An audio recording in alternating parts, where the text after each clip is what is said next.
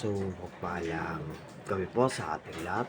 Ako po si Aaron Steven R. Aquino and muli, welcome po ulit sa ating 365 Daily Devotions with Pastor Russell po. So, ngayong araw po is tatalakayin natin yung topic na ano ang kahulugan ng Yahweh Shalom or may kinalaman sa concept ng names of God. Sabi po dito, Yahweh Shalom, the name Yahweh Shalom means the Lord is peace. Gideon built an altar with his name after God assured him of his presence and peace in the midst of fear and conflict. Biblically, peace is not just the absence of war, but the fullness of fullness, reconciliation, and blessing that only God can provide. Yahweh Shalom points to Christ who himself is our peace, reconciling us to God through the cross. This peace is both present in the believer's life, now and perfect in the eternal kingdom where strife and sorrow cease. And para naman po sa ating scripture for today na matagpuan sa Judges chapter 6 verse 24 sabi po dito.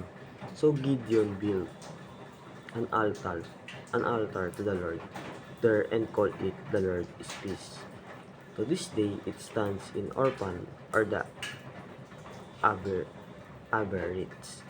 Basta tawag naman po, nang magkagayon nagtayo roon si Gideon ng isang dambana sa Panginoon at tinawag iyon ang Panginoon ay kapayapaan.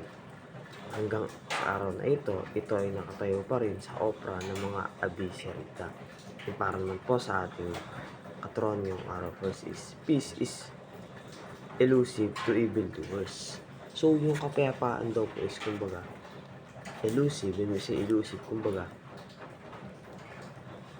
hindi siya nag-i-stay or hindi siya mananatili dun sa mga taong evildoers or yung gumagawa talaga ng masama at hindi nila ma-refrain yung mga ganong bagay. Pangalawa naman is, peace is not the absence of danger. So, yung totoo pong kapayapaan is hindi yung